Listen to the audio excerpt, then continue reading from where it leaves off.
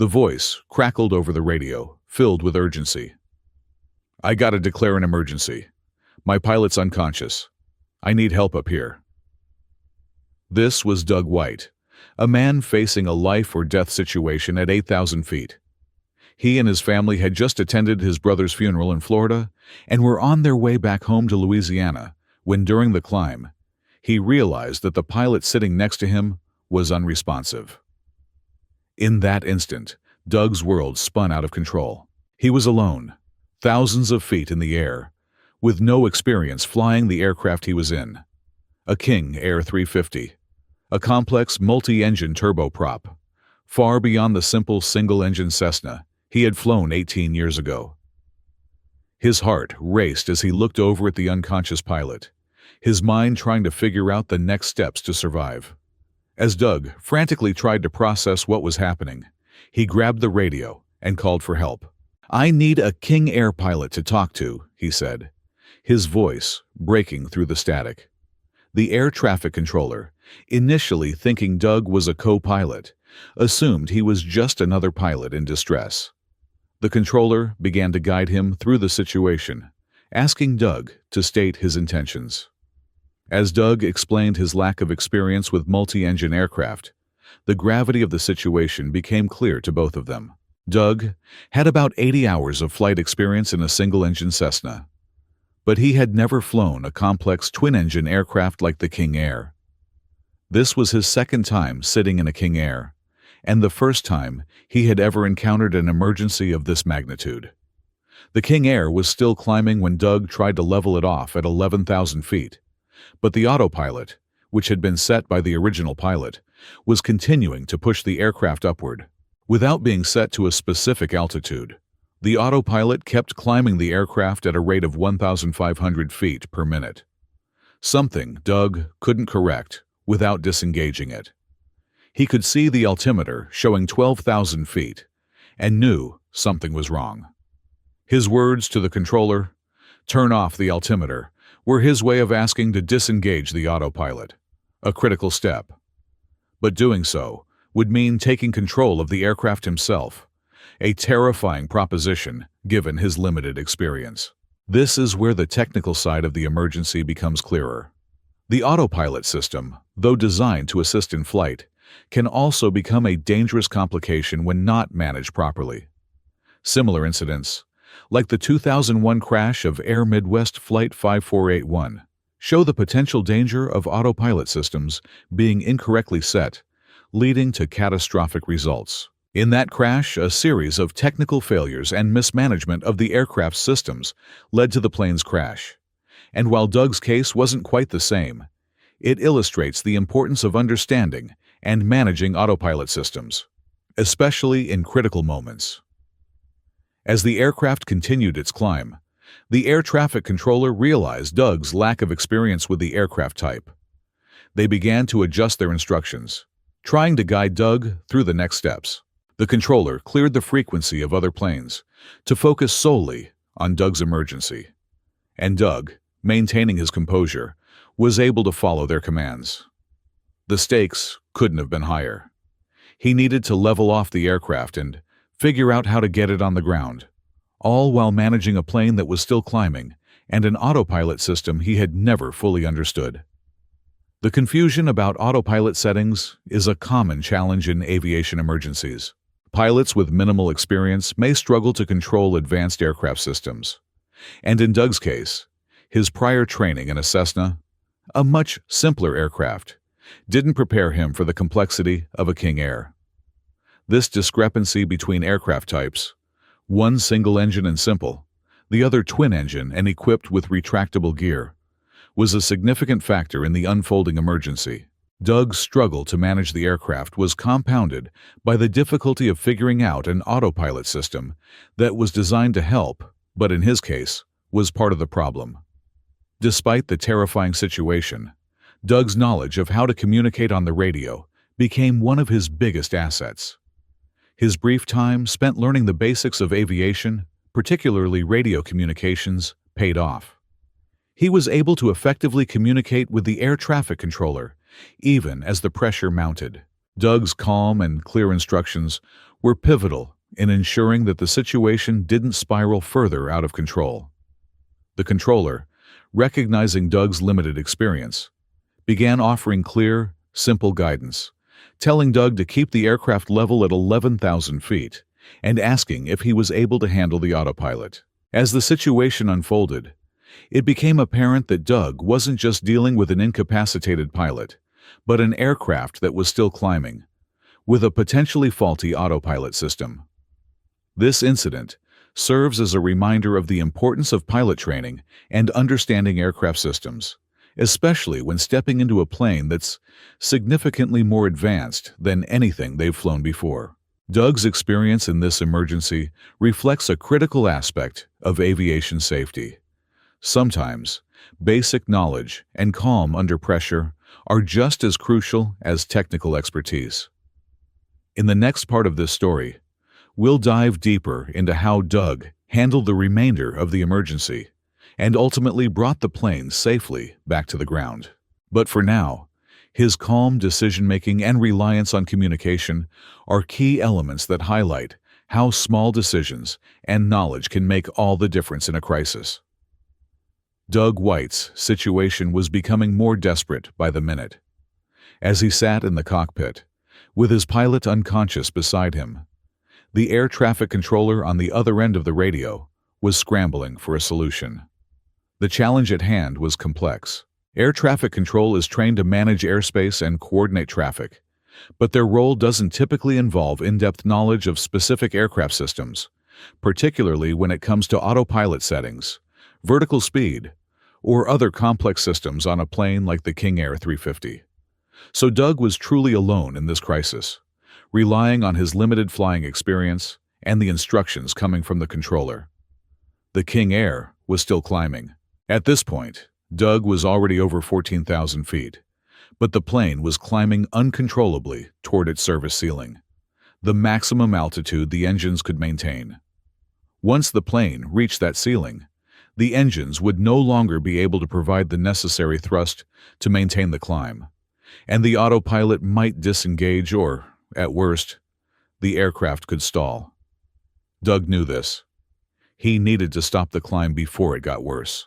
His hands gripped the controls as the aircraft continued its upward trajectory, pushing against the limits of its performance.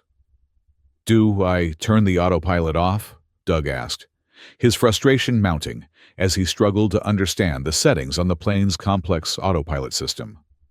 The controller, trying to piece together the situation, was relying on Doug to give them some indication of what was happening. Doug, although desperate, was trying to follow along as best as he could. "I've already busted 10,000 feet, he said, his voice tense. "I need to stop the climb." The controller was clearly trying to get Doug to level off at 15,000 feet. But Doug wasn't sure how to manage the autopilot to make it happen. This moment highlighted a crucial issue in aviation emergencies. Autopilot systems are not always intuitive, especially for pilots who aren't familiar with the aircraft's specific systems. The King Air 350 is a complex aircraft, designed for professional pilots, with a sophisticated autopilot system that Doug simply didn't have the experience to fully manage. His struggle to control the aircraft was a stark reminder of the risks posed by operating an unfamiliar and complex aircraft, especially in an emergency. After some back and forth, the controller finally told Doug to disengage the autopilot and fly the plane manually. This was a critical decision. As soon as Doug disconnected the autopilot, he would be solely responsible for flying the aircraft. It was a terrifying moment, especially considering the complexity of the King Air. Doug's earlier flight experience in a single-engine Cessna wasn't enough to prepare him for this moment. The King Air's yoke, its throttle settings, and its autopilot system were completely different. And now, it was all up to him. "Disengage the autopilot," the controller instructed. "Pull back on the throttle." Doug hesitated for a moment before he responded, "Okay, I can disengage it now." This moment of transition, disengaging the autopilot and taking control, was both physically and mentally demanding. Doug's hands shook as he pulled back on the throttle, trying to balance the plane's climb with the power settings necessary for level flight. Now, Doug was flying the plane manually. He was no longer just sitting in the right seat as a passenger. He was the pilot, responsible for the lives of his family and himself. It had been 6 minutes since the pilot had lost consciousness, though it likely felt like much longer to Doug. In those 6 minutes, Doug had gone from a low-time pilot with a few hours in a single-engine plane to someone fighting to keep a twin-engine, complex aircraft under control at 17,000 feet. Air traffic control knew that Doug had enough fuel to continue flying the aircraft level for a while longer, so they began to discuss the next steps. "We're going to start a slow, shallow descent," the controller explained, instructing Doug to descend at a rate of 500 feet per minute. This was a manageable descent rate, one that Doug could likely control given his limited experience. "Whatever you're comfortable with," the controller added, understanding that Doug needed time to adjust to the manual flying. At this point, Doug's voice sounded more confident as he communicated with the controller. "I've got 1,000 foot per minute descent going right now," he said, sounding more at ease with the situation. Doug was beginning to gain confidence as he handled the aircraft, using the vertical speed indicator to manage his descent. This was an important moment for Doug. It showed his ability to adapt to the aircraft's systems and maintain control, even in the face of overwhelming pressure. The technical aspects of this emergency were immense. From the autopilot malfunctioning to Doug's struggle to level the plane, the situation was a perfect storm of challenges. The King Air 350, with its advanced systems and powerful engines, was far beyond what Doug had trained for. The fact that he was able to keep the plane under control long enough to begin the descent is a testament to his quick thinking, his ability to communicate effectively, and his calm under pressure. However, this situation also highlights a broader lesson in aviation. Even experienced pilots can face difficulties when flying unfamiliar aircraft, especially when systems like the autopilot fail. In aviation, there are countless examples of pilots facing similar challenges, trying to regain control of an aircraft in a crisis. For instance, in the 2009 crash of Air France Flight 447, the crew struggled with the aircraft's automation systems in a high-pressure situation, leading to the loss of the aircraft. While Doug's emergency didn't have the same tragic outcome, the lesson remains clear. Understanding an aircraft's systems, especially in an emergency, is crucial to ensuring safety. As Doug continued his descent, air traffic control guided him through the process, one step at a time. The situation was far from over, but Doug had managed to take the first critical steps in keeping the aircraft level and under control. The rest of the story would unfold in the next moments, but for now, Doug's ability to communicate, stay calm, and rely on his limited knowledge of flying was the key to his survival. Doug's confidence was growing with each passing minute, and the reassurance from air traffic control was making a noticeable difference. As he continued to fly the King Air 350, he responded with a bit of humor despite the dire situation. "You doing all right, sir?" the controller asked, showing genuine concern. "Yeah, I'm hanging in there," Doug replied, his voice steadier now, even managing to crack a joke. It was clear that the gravity of the situation hadn't fully weighed down on him, or perhaps he was simply focusing on the task at hand and doing his best to keep things light. The controller continued to guide Doug, outlining the plan to get him to a safe landing. "We're going to get you down to 11,000 feet, she said. "Then we'll give you a turn to the west and hand you off to Fort Myers approach. They've got controllers with pilot experience who'll talk you all the way down." Hearing this update provided Doug with a clear roadmap for what was to come, and knowing that other pilots with hands-on experience would take over the flight soon helped ease his mind. He wasn't alone in this emergency anymore. The controller's calm and precise communication was crucial in keeping Doug steady. "You're doing a real good job," she reassured him. "Keep holding your heading and maintain that nice descent." These affirmations weren't just encouraging. They were instrumental in keeping Doug calm focused, and in control of the situation. For a pilot with only limited flight hours in a Cessna, flying a complex aircraft like the King Air was already a challenge. But having someone in the control tower providing consistent guidance and reassurance gave Doug the confidence to press on. As Doug continued his descent, the controller gave him the option to either keep flying straight or make a turn. This was a thoughtful decision on the part of air traffic control. For someone with minimal experience, turning while descending can be a challenge, especially if they're unfamiliar with the instruments and the aircraft's handling characteristics. It's easy to lose track of one instrument while focusing on another, which could lead to an unintended maneuver that could compromise the aircraft's stability. By letting Doug continue straight for a while, the controller gave him a better chance to manage the descent and ensure he wasn't overwhelmed by additional tasks.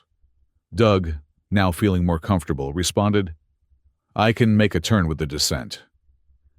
He was starting to sound more like a seasoned pilot, his voice calm and assured as he continued his descent. The controller then provided more positive news. "Just to put your mind at ease, there's no weather at Fort Myers. The conditions are good for landing." This was the kind of information Doug needed. Knowing that the weather wouldn't create additional challenges when he finally made it to the airport was a huge relief. If the weather had been poor, with low clouds or fog, it would have added another layer of complexity to an already overwhelming situation. As Doug followed the controller's instructions, he was guided toward Fort Myers, where they had a longer runway.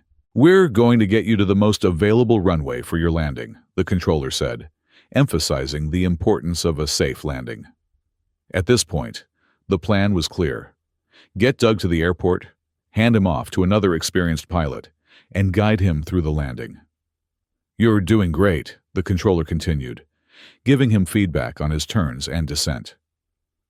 The radio communication between Doug and the controller had evolved.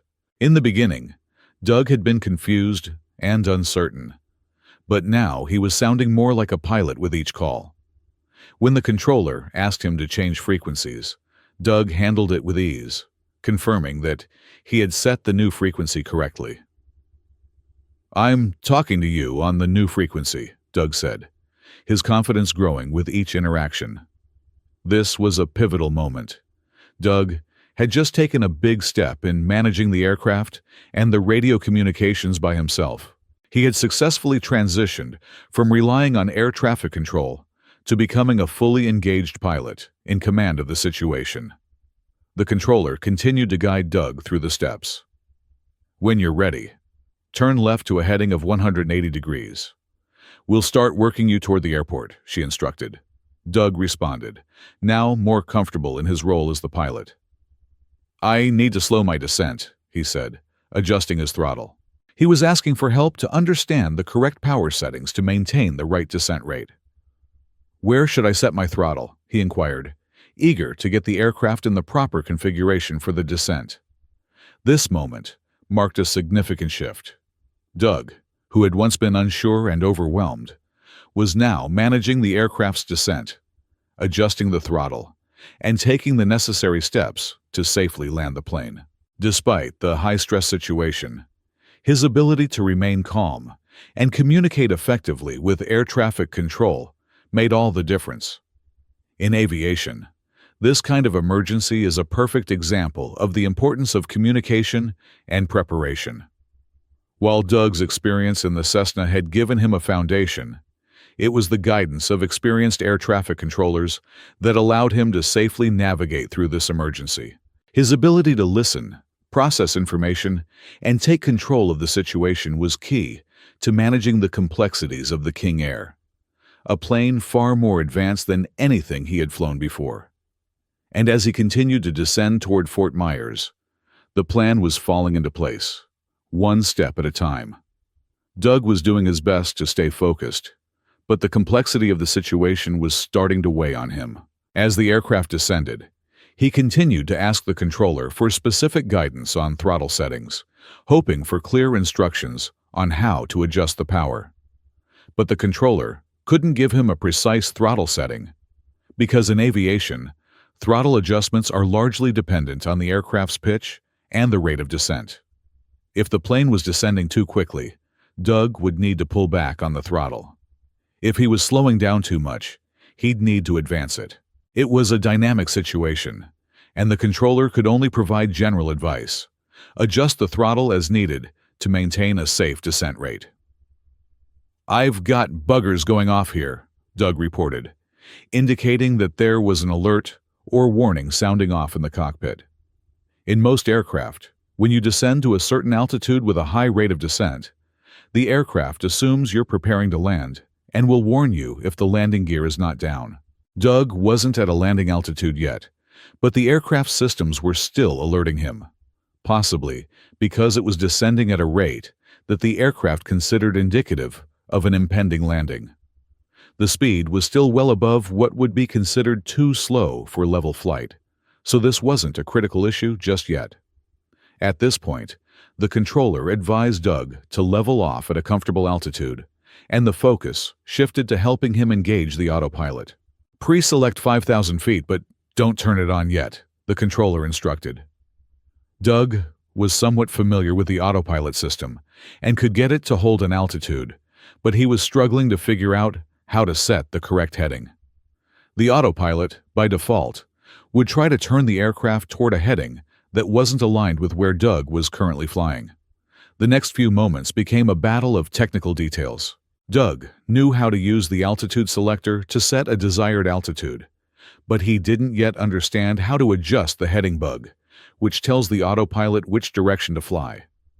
The controller suggested he slew the heading bug, but Doug didn't know how to do that. This confusion over the autopilot settings was beginning to affect the plane's performance. Meanwhile, Doug's airspeed was slowly bleeding off, a consequence of not having enough throttle to maintain power while he was busy adjusting the autopilot. In the short amount of time spent troubleshooting the autopilot settings, Doug's speed dropped from 230 knots to around 150 knots, a significant decrease. This wasn't immediately alarming, but the aircraft's warning system began to alert him to the issue. The warning tone was telling Doug that the aircraft was getting too slow, and if his speed dropped further, the plane could stall. He hadn't noticed the speed loss, and it wasn't until the controller pointed it out that Doug realized the aircraft was losing airspeed due to his focus on the autopilot adjustments. "Just advance the throttles," the controller advised. "Your altitude's good, so just pick up the speed with the throttles and try to hold 5,000 feet. Here, the controller made a decision that I believe wasn't entirely optimal. Up until this point, Doug had been doing a great job flying the plane manually, and suddenly shifting the focus back to the autopilot created a new problem. Trying to troubleshoot autopilot settings in the middle of such a critical situation added another layer of complexity to an already overwhelming task.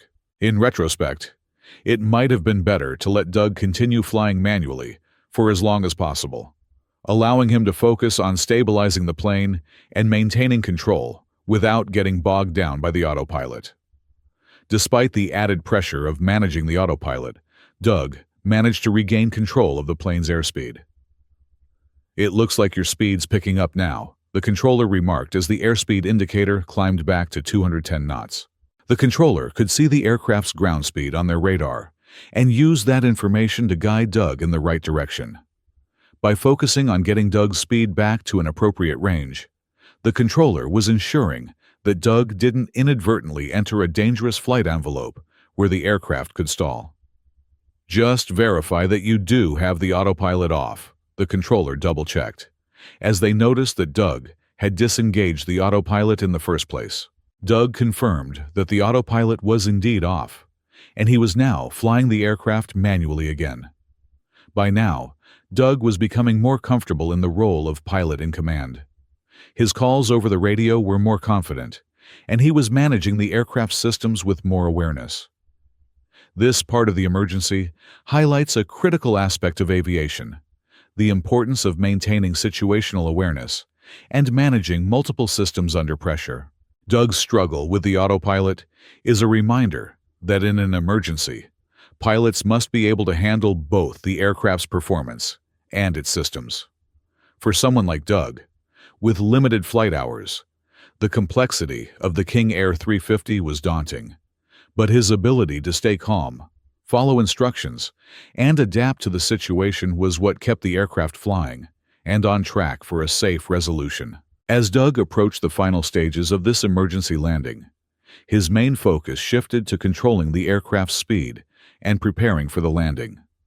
With the controller's guidance, Doug was tasked with slowing the aircraft down to a precise speed so that he could safely lower the landing gear and deploy the flaps. The controller informed him that he needed to be at or below 160 knots before lowering the gear and flaps, which is a standard operational procedure for the King Air 350. Too fast, and deploying the gear could cause damage. Too slow, and the aircraft risked stalling, a danger Doug couldn't afford at this critical juncture. The controller, offering a sense of calm in the chaos, explained, "Just retard the throttles a little bit at a time, and we'll get your speed down." Doug, though still flying under immense pressure, responded with determination, adjusting the throttles as instructed to reduce the aircraft's speed to the target. At this point, Doug's confidence in handling the aircraft had grown, but now he was facing the toughest part of the entire flight. He had to slow down, lower the landing gear at the correct speed, and line up perfectly for a safe approach and landing. The stakes were higher than ever. As Doug began his descent toward the runway, the controller provided critical information about the runway length and the favorable conditions awaiting him. "It's a 12,000-foot runway, so you have plenty of room," the controller said. This piece of information was crucial because Doug was still managing the aircraft at a speed higher than what was typically used for landing, and knowing there was ample runway space would help him maintain some confidence during the final moments. The controller also reassured him that emergency equipment would be on standby, which meant that help would be ready should anything go wrong during the landing. The calm and methodical approach of air traffic control helped Doug stay focused on the task at hand. "When you get to 150 knots, you can drop the gear and the flaps," the controller instructed, and Doug responded with a sense of understanding. "Yeah, I understand that." But his question about the exact speed at which to begin the landing process revealed an underlying uncertainty. What speed am I ultimately going to have to slow the aircraft down to in order to do this landing? The controller, however, chose not to give a specific speed at this point, knowing that Doug was still several miles away from the runway.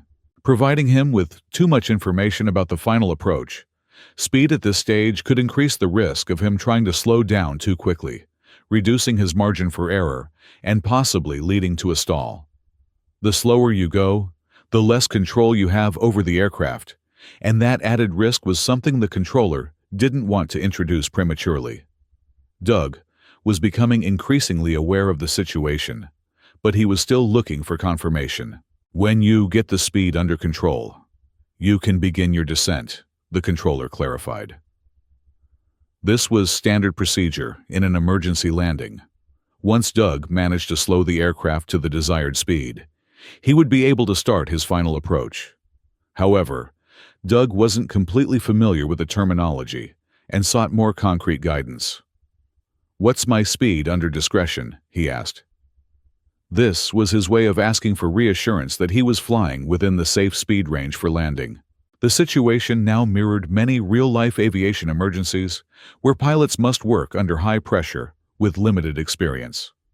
For instance, during the emergency landing of United Airlines Flight 232 in 1989, despite a highly experienced crew, the pilots had to manage a very complex situation where they were essentially flying with limited control, relying heavily on their communication with air traffic control and their ability to make split-second decisions. Doug, although not trained for this specific aircraft, was facing a similarly intense situation, trying to regain control of an aircraft while relying on others to guide him through the technicalities of the flight systems and the approach. Doug's quick adaptation and effective communication with air traffic control had brought him this far, but as he got closer to the runway, the pressure was intensifying. The final approach required him to execute a precise and controlled landing, and with the controller's guidance, Doug was making steady progress toward the runway. As he continued to reduce speed, his confidence grew, but so did the tension of the moment. Would he be able to bring the plane in safely? Would all the efforts, the communication, and the steady descent result in a successful landing? In aviation, every emergency landing is different, but the key elements of the process remain the same: effective communication, precise control of the aircraft, and the ability to adapt under pressure. Doug's story is a powerful example of how these elements, when combined, can lead to success even in the most critical of circumstances. As he neared the airport, he was about to face the final, most crucial test: bringing the plane down safely on a runway that, just hours earlier, seemed so distant and unattainable. As Doug approached the runway, the tension was palpable. The controller, recognizing that he was now in the final stages of the landing, continued to offer calm and precise instructions. Doug had done everything right up until this point, but there was still one crucial task left: getting the aircraft onto the ground safely. Faster airspeed, and you're at a sufficient altitude above the ground, the controller reassured Doug. But for Doug, the most critical task was maintaining the proper airspeed for a stabilized approach. For a smooth landing, he needed to stay within a narrow window of airspeed, plus or minus 10 knots of the desired speed. Too fast, and the landing gear and flaps might not deploy safely. Too slow, and there was the risk of stalling. Airspeed control was paramount, and Doug knew he needed to get it right. As Doug continued his descent, he made a visual call to the controller. "I think I see a runway at 12 o'clock, about 7 or 8 miles. The controller confirmed that Doug was looking at the right runway.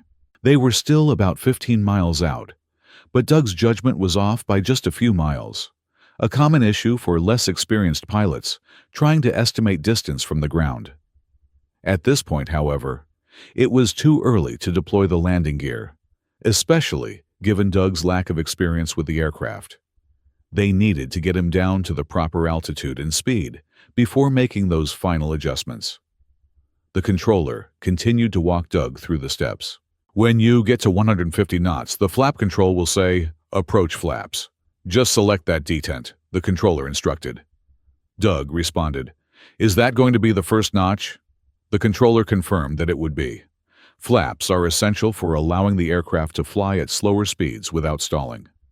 Doug understood this, but he was unsure of the precise flap setting for this type of approach. As Doug continued to work through the checklist of actions, he confirmed that the landing gear was down and locked, a reassuring sign that he was progressing well. "3 greens," Doug said, referring to the indicator lights on the cockpit panel that show the gear is down and locked. This was one of the most important visual checks before a landing. As the controller guided him, they reminded him that the aircraft was still a few miles away from the runway, and there was no rush to complete the final steps too early. Despite the challenges Doug faced, the controller kept him calm and methodical. "No slower than your present speed," the controller advised, reinforcing that Doug was maintaining a safe airspeed for now. But as Doug continued his descent, another caution appeared on his instrument panel, a master caution light. Doug questioned it, but the controller reassured him. "That's fine. Just keep your speed steady and we'll handle the rest." This moment was crucial. Doug's focus had to remain on flying the aircraft, not worrying about unnecessary alerts. As Doug continued his approach, the controller confirmed the landing conditions. "Runway 6 is cleared for landing. You have plenty of runway, 12,000 feet to work with." Doug would have ample space to land, a critical detail that would make the difference between a safe landing and a potentially disastrous one. The reassurance about the runway length gave Doug a sense of security, knowing that even if he was off by a little, he would have the space to make adjustments. Now, with the final approach approaching fast, The controller instructed Doug to reduce his speed. When you get to 120 knots, go ahead and set full flaps. Doug needed to get the flaps to their final setting to ensure a controlled and safe landing.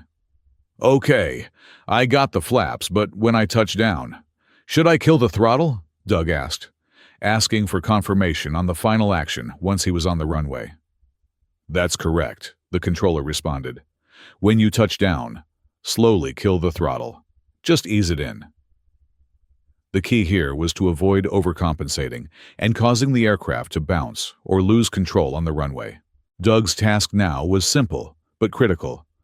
Maintain control, manage the throttle, and land safely.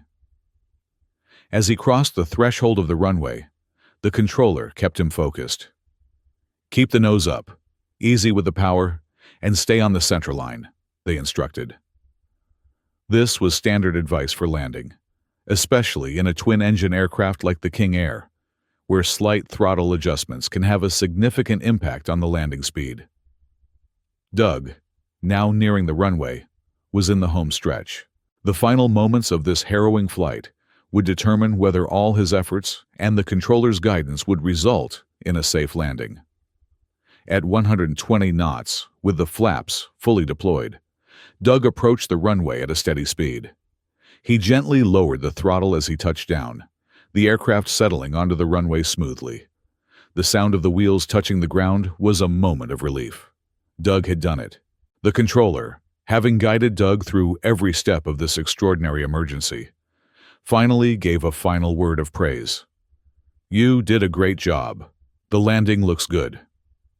With the aircraft on the ground and the emergency over, Doug had saved his family, despite the overwhelming odds. This story of Doug's successful emergency landing is a testament to the importance of quick thinking, calm communication, and the willingness to learn.